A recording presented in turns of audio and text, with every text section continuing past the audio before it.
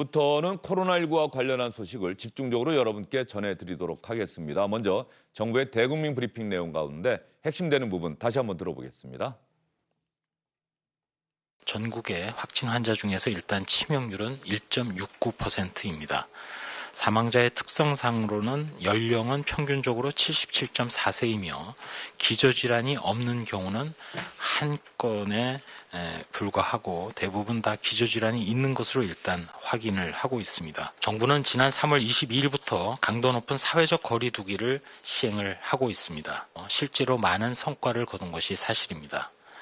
일례로 부천 생명수 교회 관련 확진자 중에는 어린이집 종사자가 4명이 포함되어 있었습니다. 다만 다행히도 그 어린이집이 임시 휴원 상태였기 때문에 더 추가적인 전파를 막을 수 있었습니다. 이러한 것들이 바로 사회적 거리 두기의 효과로 볼 수 있는 상황입니다. 오늘 정부 브리핑 보면은 이 사회적 거리 두기가 왜 필요한지를 유독 강조하는 모습을 많이 보였습니다. 왜 그랬는지 여러분과 함께 생각해 보도록 하겠습니다. 한림대 강남성심병원 감염내과의 이재갑 교수님, SBS의 안상우 기자 나와 있습니다. 어서 오십시오. 네, 안녕하세요.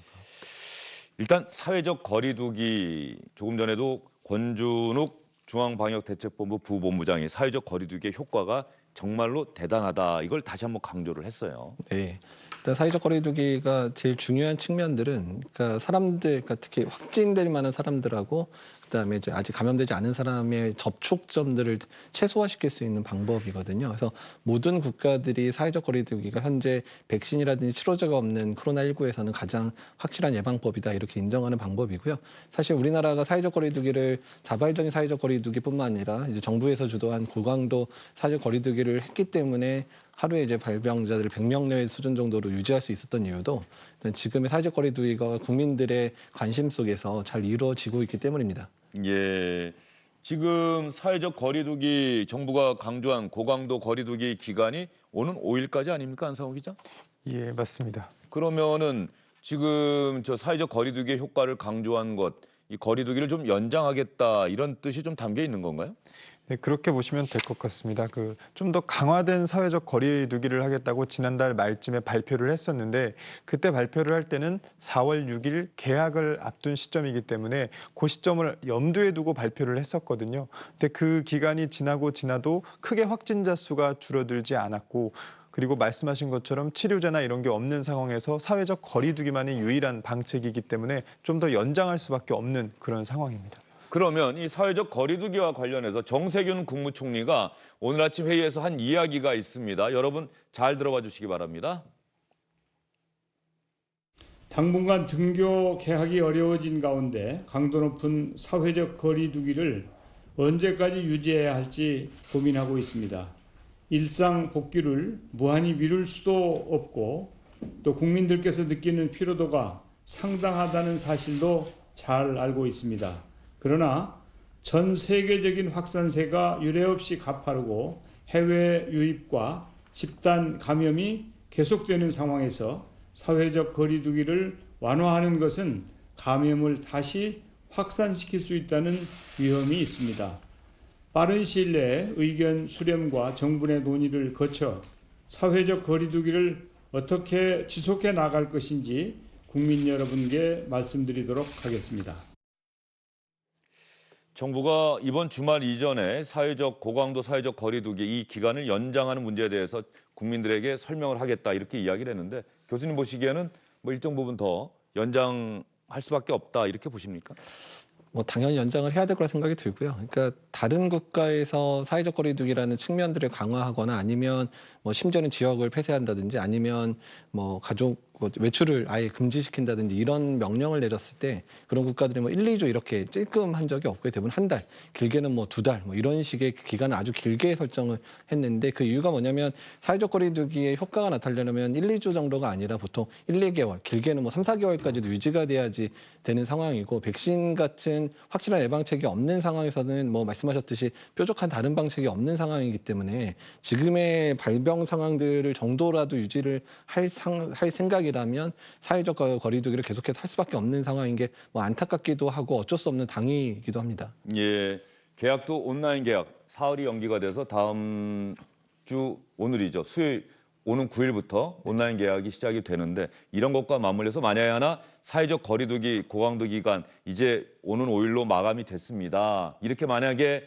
밝힌다면은 자칫하면은 감염이 다시 확산될 우려가 있다. 그렇죠. 그러니까 수학적 모델링을 하는 우리나라의 연구자들도 그렇고 영국의 연구자들도 그런데요.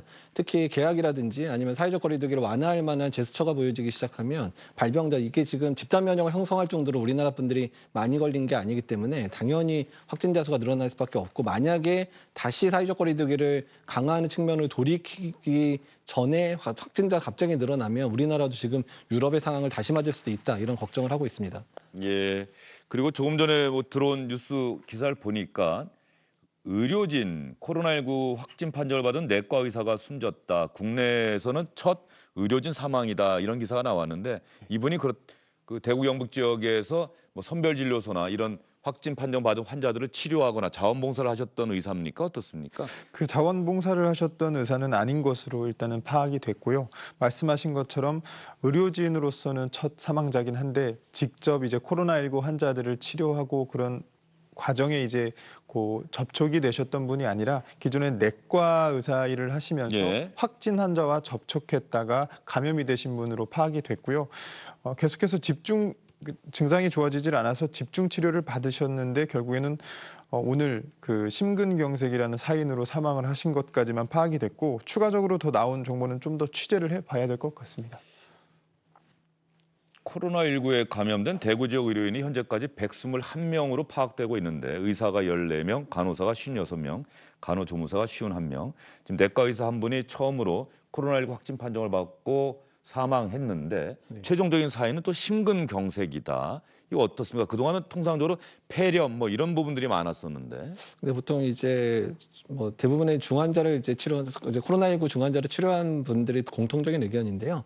대개 이제 코로나 감염이 있고 뭐 폐렴이나 이런 게 발생했는데 마지막에 폐렴이 악화돼서 사망하는 환자들도 있지만 본인이 가지고 있던 기저질환, 뭐 심장질환이라든지 이런 질환이 악화되면 사망하는 경우들도 있을 수 있어서 아마 단순히 심근경색으로 사망 원인이 아니라 이제 폐렴과 겹쳐져서 전신 상태가 나빠지니까 심근 기능이 떨어지면서 심근경색이 발생했을 가능성이 상당히 높아 보입니다. 예, 어쨌든 코로나19 확진 판정을 받은 국내 의료진 가운데 처음으로 또 사망자가 나왔다. 이런 부분들은 아마도 많은 분들이 또 여전히 코로나19 이 상황을 걱정할 수밖에 없는 그런 뉴스가 아닐까 싶습니다. 예, 자가격리 어제부터 입국하는 모든 입국자들을 자가격리 2주 동안 하도록 정부가 의무화하고 있는데 이 자가격리 대상자는 지금 현재 어제 같은 경우는 또 몇 명이나 나왔는지 현재 현황이 어떻게 되는지 좀 궁금하네요. 지금 이제 어제 오후 6시 기준으로 국내 자가격리 대상자는 2만 3천 명이 조금 넘는 수준입니다. 상당히 많은 수준이고요. 입국자뿐 아니라 현재까지 전부 다. 예, 맞습니다. 현재. 그러니까 누적된 자가격리자라고 보시면 조금 어렵고 자가격리자도 어느 정도 2주, 14일이란 기간이 지나면 격리가 해제되기 때문에 그런 분들을 제외한 현재 어제 오후 6시를 기준으로 지금 자가격리 대상이 된 분들을 보면 2만 3천 명 정도가 된다. 이렇게 보시면 될 것 같습니다. 저 가운데 52명을 격리수칙 위반으로 적발을 했고 기소 대상자는 6명이다. 예.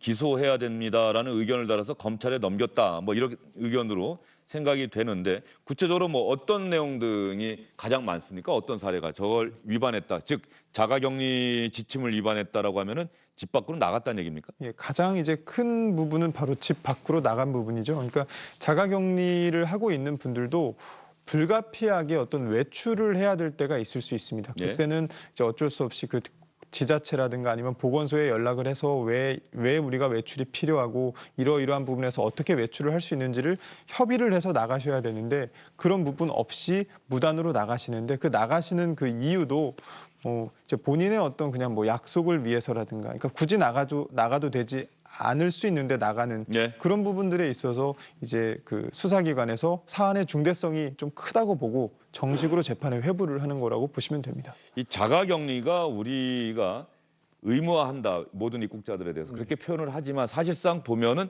이게 법적으로 강제할 수 있는 거냐. 혹시 자가격리 통보를 받은 분들이 그러한 어떤 인식 좀 소홀하게 인식하고 있는 것은 아닌지 하는 걱정이 드는 게 이런 위반 사례가 자꾸 나오고 있거든요. 그 이제 자가격리라는 뜻이 본인의 집에서 격리하라는 뜻인데 그거를 본인 뜻에 의해서로 착각하시는 분들이 약간 좀 있는 것 같아서 용어 선택을 조금 더 바꾸든지 설명을 좀 강화시켜야 될 것 같기도 하고요. 근데 이제 자가격리 대상자들이 만약에 이렇게 외부를 다닌다든지 이런 상황들이 발생해서 가장 큰 문제는 코로나19 같은 경우에 초기 증상이 상당히 모호하거든요. 그러니까 본인이 자각하지 못하거나 본인이 이게 병의 증상이라고 생각하지 않은 상황일 때도 이미 다른 사람에게 감염시킬 수 있는 위험이 있어서 다른 사람한테 감염시키는 위험, 그래서 만났던 사람한테 혹시 전파가 될 수 있어서 남에게 피해를 상당히 줄 수 있기 때문에 이런 자가격리 수칙을 잘 지켜주시면 좋을 것 같습니다. 예, 사실 지금 말씀하신 것처럼 저희가 얼마 전에 그 코로나19 확진 판정을 받았다가 아주 위중한 상황까지 갔다가 완치가 된 부산대 박형 교수와 화상 인터뷰를 했었는데 첫 증상은 딱 이거였대요. 잔기침 3번. 그리고는 아무 증상이 없었답니다. 그러니까 조금 전에 교수님 말씀하신 것처럼 상당히 지금 2달 넘게 코로나19 사태가 장기화하고 있는데도 여전히 초기 이 증상이 어떤 것인지에 대해서는 쉽게 의료진도 이 결론을 내리기가 좀 어려운 겁니까? 그럴 수도 있습니다. 그러니까 지금 저희가 이제 사실 의료진이 환자를 보는 시점은 대부분 증상이 발현돼서 도착했을 때 느끼니까 의료진들이야 기침 나고 열도 나고 막 이렇게 표현을 할 수는 있긴 있는데 몇몇 우리나라의 전수조사 대상에서 무증상인데 감염된 분들이 가끔 입원을 한 경우들을 얘기를 들어보면 그 의료진들 얘기는 초반에 정말 본인이 얘기하는 게 아침에 일어났더니 몸이 너무 무거워요. 좀 상태가 안 좋습니다. 이렇게 시작을 했는데 2, 3일 지나니까 이제 그제서야 열나고 기침하고 이런 증상이 나타났다는 얘기들이 들리거든요.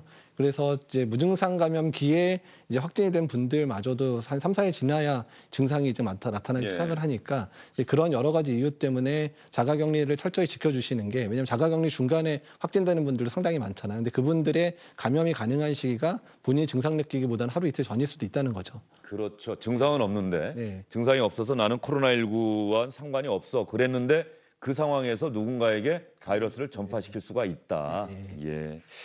이게 사실 코로나19가 무서운 이유가 바로 여기에 있는 것 아닌가 싶습니다. 그렇죠. 그러니까 증상이 모호한 시기에도 전파 가능하다는 사실이 현재로서는 방역 단계에서 상당히 어려움을 주고 있는 거고 지역사회 전파의 한 원인이기도 합니다. 교수님이 코로나19 관련해서 그야말로 최전선에서 방송을 통해서도 그 심각성을 알리고 계시는데 이 백신 치료제 이 이야기도 이제는 나올 때가 됐는데 물론 이미 여러 차례 다 들었습니다. 상당히 시간이 걸릴 것이다. 그러나 그럼에도 불구하고 이 정도 전 세계적으로 대유행하고 있는 사안이라고 한다면 좀 그 개발 시기는 당겨질 수 있는 것 아닌지 어떻게 보십니까? 그러니까 일단 어떤 신약 개발에 있어서 그러니까 총체적으로 정말 이제 온 자본과 온 기술력을 동원을 하면 일반적인 우리가 통상적인 백신이 개발되는 단계에 비해서는 몇 년 정도씩은 단축이 되긴 하는데 일반적으로 백신 하나가 이제 개발을 시작을 해서 완전히 상용화되는데 보통 5년에서 10년이 걸리거든요. 근데 그 기간을 총력을 다해서 줄인다고 해봐야 1년이나 1년 반이라는 얘기죠. 그래서 일단 지금 여러 가지 후보 물질들이 개발이 됐고 그다음에 사람 대상 임상이 시작된 백신도 한 2가지는 이미 미국에서 시작이 됐거든요. 근데 미국이 언제나 그렇지만 미국이 경각심을 느끼고 투자를 하기 시작하면 엄청난 비용을 투자를 하다 보니까 대부분 미국에서 이런 해답이 나오는 경우가 상당히 많긴 많거든요. 그래서 일단은 그 부분을 지금 현재 기대하고 있습니다. 예, 영화 컨테이전에서도 직접 자신의 몸에 그 백신 아직까지 확인이 안 됐는데 자신의 몸에 주입하는 그런 장면도 나왔었는데 어쨌든 좀 시기가 당겨졌으면 그래서 정말 이제 안심하고 일상으로 돌아가서 일상을 회복할 수 있었으면 하는 생각 때문에 교수님께 그 질문을 다시 한번 드려봤습니다. 최근에 완치된 그 환자의 뭐 혈청인가요? 혈자인가요? 그걸 갖고 확진 판정받은 환자들을 치료하는 데 한번 시도하고 있다. 뭐 이런 기사가 떴는데 가능한 방법입니까? 네, 가능한 방법이고 메르스 때도 우리나라에서는 9명 정도 사용을 했었었고 어느 정도 효과가 있었겠다. 그러니까 이제 뭐 비교를 하기는 어렵지만 있었다는 얘기가 있었고요. 그다음에 중국에서도 이제 비슷한 사례들 특히 이제 환자 중에서 그 혈장 안에 중화항체라 그래서 실제로 바이러스를 억제할 수 있는 항체가 많은 사람의 피를 통해서 투여했더니 바이러스가 줄어든 속도라든지 환자의 임상 증상의 개선이 좀 빨랐다 이런 레포트도 있었고요. 국내에서도 이미 한 병원에서 시도를 한 것 같습니다. 그래서 그 결과들 아마 정리하고 있는 것 같은데요. 그 결과들이 나온다면 실제로 도움이 될지 여부는 볼 수 있을 것 같고 또 한 가지는 이런 혈장 치료가 만약 효과가 있다면 그 혈장 안에 정말 효과를 냈었던 그 항체만 추려내서 그거를 이제 아주 이제 많이 만들어서 하는 그런 혈장 치료 방법들이 또 있거든요. 그걸 저기 단클론 이제 항체 치료법이라고 얘기를 하는데 그 방법도 우리나라의 모 회사에서 열심히 지금 만들고 있는 것으로 알려져 있습니다. 어쨌든 간에 반가운 소식이면은 뭐 틀림이 네, 없는 겁니까? 그렇게 예, 합니다. 예. 알겠습니다. 이 자가격리 지침 의무를 위반한 사례에 대해서 그래서는 안 된다, 뭐 고발 조치했다, 또 기소 대상자가 6명이다 이 사안까지 얘기를 했는데 안상호 기자, 어제가 만우절이지 않았습니까? 네. 4월의 첫날이기도 했습니다만 유명 연예인이 코로나19에 걸렸다라고 글을 썼는데 알고 봤더니 나중에 만우절 거짓말이었다 그랬다면서요?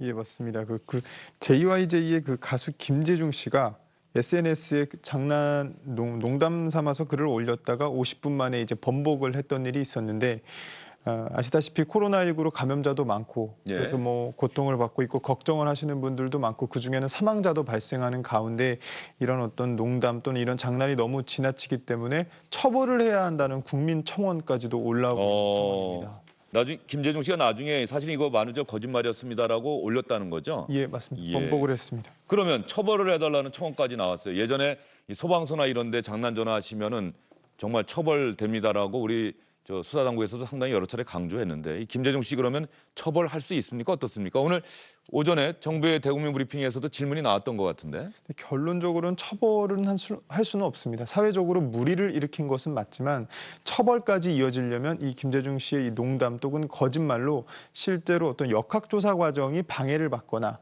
아니면 방역 과정에서 방해가 이루어져야 되는데 그런 부분까지는 이루어지진 않았기 때문에 사회적으로 비판은 가능하지만 이것을 처벌까지 이어가기는 좀 어려운 상황입니다. 예, 알겠습니다. 이 김재중 씨도 아까 글 내용을 쭉 읽어 보니까 어쨌든 이런저런 지침들을 위반하고 막 살았던 그런 사유로 걸렸다라고 썼는데 어쨌든 거짓말이다라고 하는 점은 대단히 심각한 문제고요. 또 나중에 뒤늦게 사과는 했습니다만 이 코로나19와 관련해서는 특히 유명한 사람들일수록 더 이 언행을 좀 조심해야 되겠다는 생각이 듭니다. 한마디 한마디가 자칫하면은 참 많은 사람들에게 상처를 줄 수도 있다. 이 코로나19를 어떤 농담이나 거짓말의 소재로 삼기에는 지금 상황이 너무 심각하지 않습니까? 사실은 사망자들도 많으시고 예. 지금 중환자실에서 사경을 해보고 있는 분들도 많은데 저런 말 한마디가 이제 그런 환자들뿐만 아니라 환자들의 이제 가족들한테 상당히 상처가 될 수 있거든요. 그래서 저런 부분들은 특히 유명인들 같은 경우에는 이제 사람들 관심을 많이 받다 보니까 정말로 저런 걸 시도 자체도 하지 않았었으면 좋겠습니다. 예, 알겠습니다. 이번에는 나라 밖의 다른 나라의 코로나19 상황을 좀 알아보도록 하겠습니다. 먼저 일본 같은 경우도 아베 총리가 마스크를 쓰는 모습을 좀처럼 볼 수가 없었는데 최근 며칠 사이에 아마도 어제 그제부터 썼던 것 같은데요. 먼저 영상 하나 보고 나서 도쿄 유성재 특파원과 연결을 해서 일본 상황을 좀 알아보도록 하겠습니다. 마스크 쓴 아베 총리 뭐라고 얘기했는지 한번 볼까요?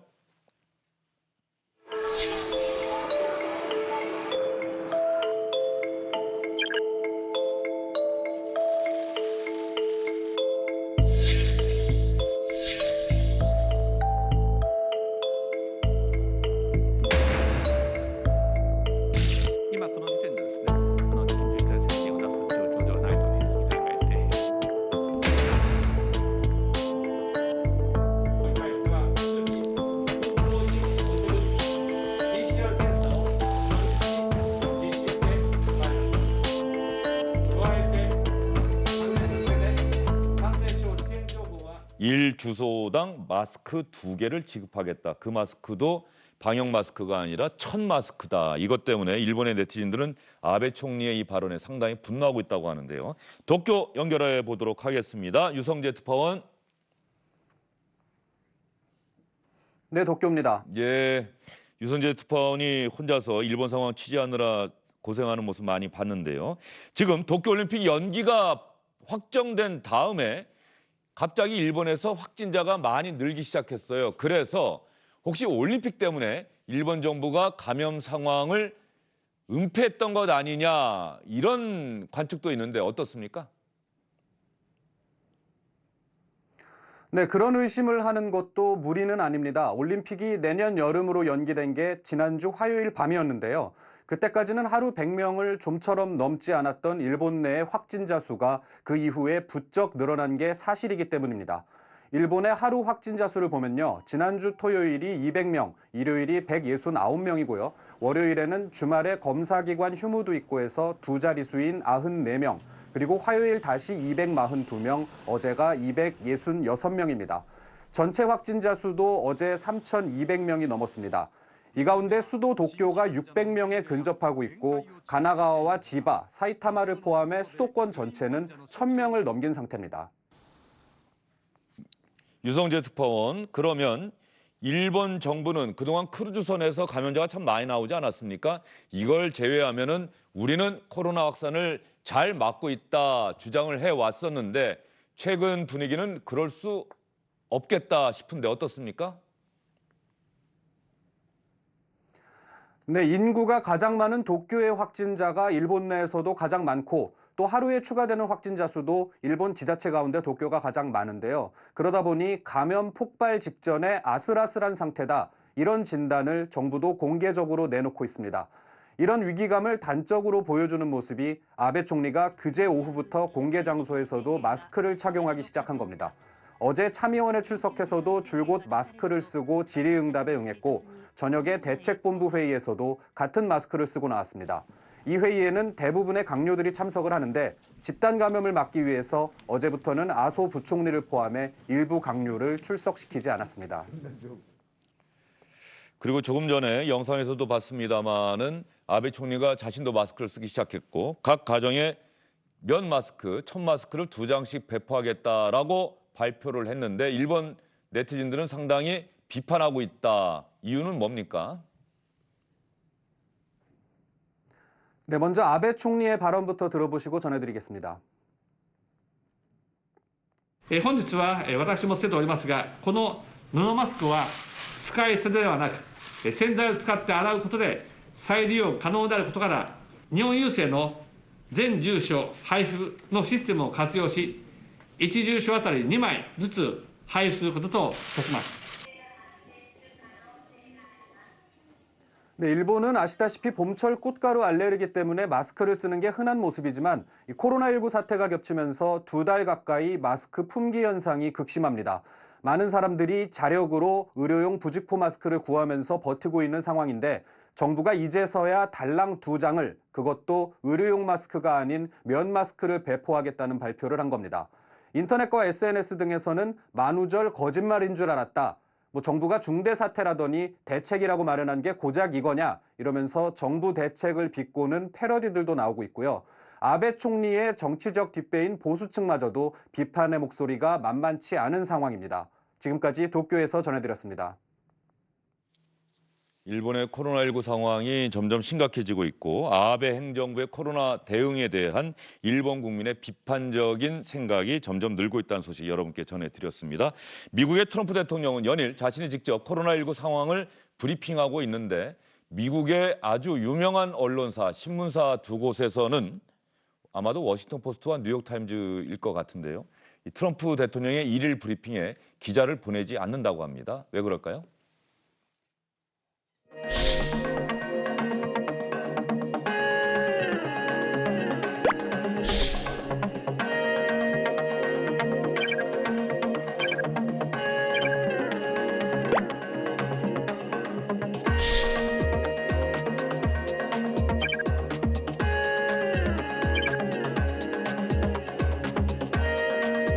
No, I think it's a tribute to our testing. Number one, you don't know what the numbers are in China. We have done more tests by far than any country in the world, by far. 38 million people.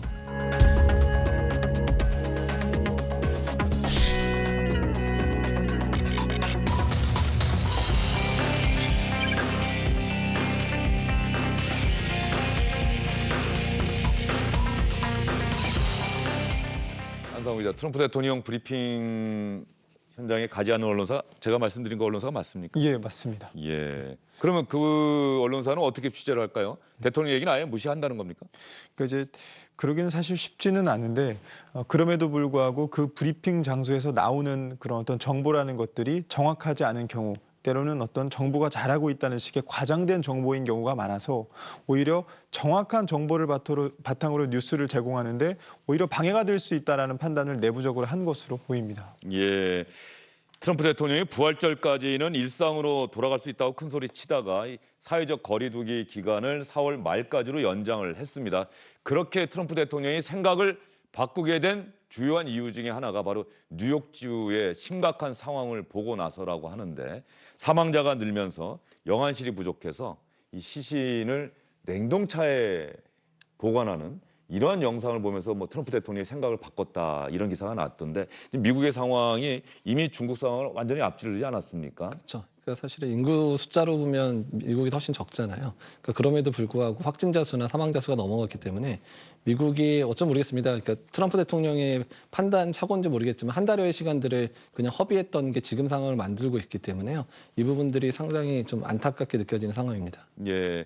그래서 미국도 이제 뭐 한국에서 했던 것처럼 미국 사람도 유럽 사람도 마스크 안 쓰고 다니는데 이제는 마스크를 써야 된다라고 생각을 바꾸고 있고, 네. 사회적 거리두기 관련해서도 계속해서 강조를 하고 있고요. 네. 이런 상황을 보면은 우리의 코로나19 대응 방안에 대해서 다른 정부들도 참고하고 있다, 뭐 이렇게 생각할 수 있을까요? 예, 지금 영국에서 이제 이런 국가별 대응에 대한 것들을 분석 자료를 봤는데요. 한국의 대응이 언제나 상황이 나락하게 되기 전에 먼저 한국은 개입을 했는데 다른 국가는 나빠지니까 개입하는 방식으로 이렇게 따라가는 개입이었기 때문에 힘들었다, 이런 레포트들이 나오고 있거든요. 그래서 우리나라가 생각보다 선제적인 그런 여러 가지 방역 정책을 했던 게 현재 상황을 만드는 데 주요했다고 생각이 들고, 또한 제일 중요한 건 국민들이 사회적 거리두기에 아주 전적으로 동참해 주신 게 지금의 상황을 만드는 가장 중요한 역할을 한 것 같습니다. 예, 알겠습니다. 이재갑 교수님의 이 말씀, 사회적 거리두기 국민들이 열심히 적극적으로 동참해 준 것이 우리나라에서 어쨌든 코로나19 바이러스가 더 확산되는 것을